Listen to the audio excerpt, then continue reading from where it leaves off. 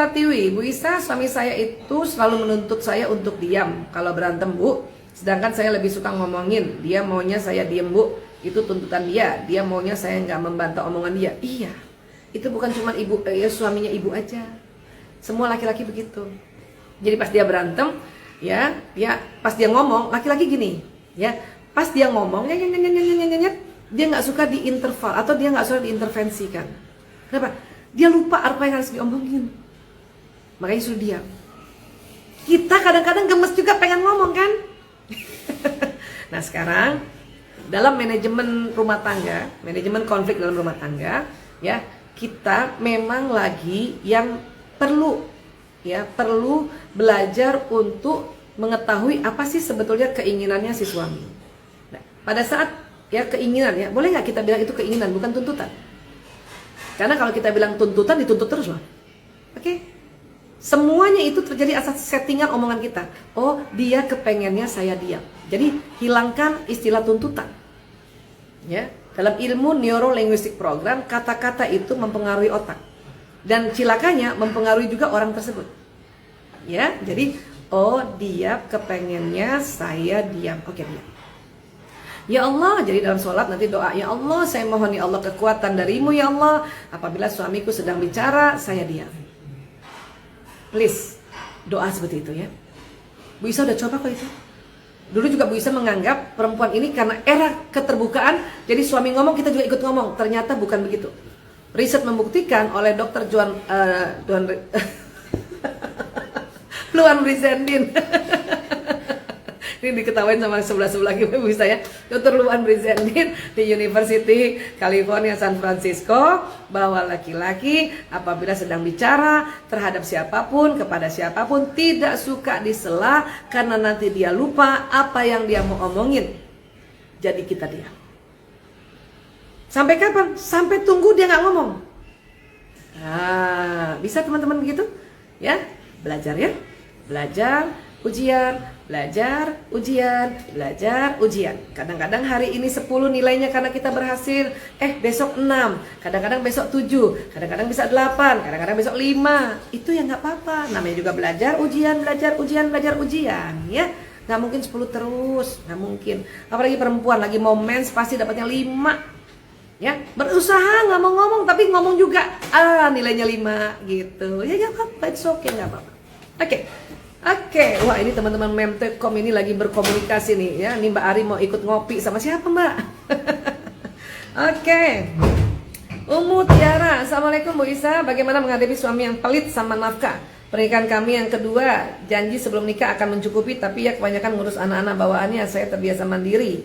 Oke, ya. Ya itu kasih tahu suaminya ya. Rasulullah SAW bersabda bahwa ya seorang suami memberikan sedekah kepada orang lain dan memberikan sedekah pada keluarganya lebih banyak pahalanya memberikan pada keluarga dibanding orang lain. Itu laki-laki jadi suami jarang tahu, makanya pelit.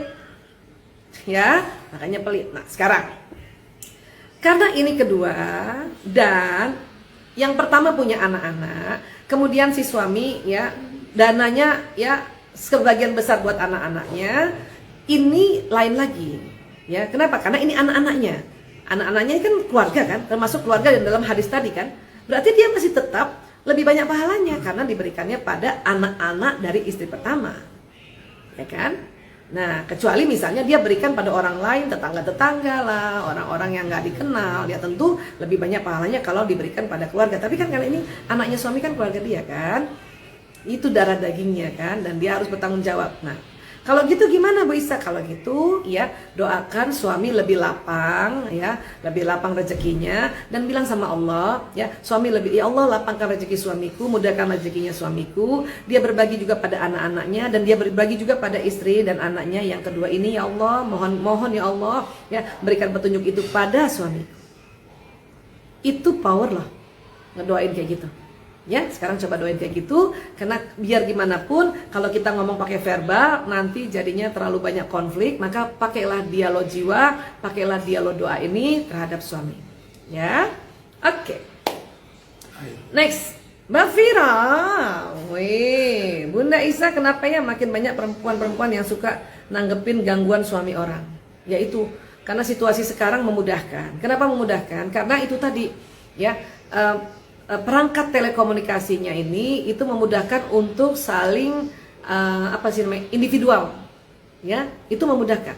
Itu sangat memudahkan. Jadinya, ya. Udah berusaha nih si suami nggak mau ngomong sama orang, tapi karena ada HP kah atau gadget yang memudahkan antar individual, ya, hubungan individual atau hubungan pribadi, itu yang menggelitik, ya, menggelitik orang-orang untuk, ya, melanjutkan nafsunya itu, ya. Jadi sekali lagi tetap, ya, teknologi ini membuat seperti itu, ya.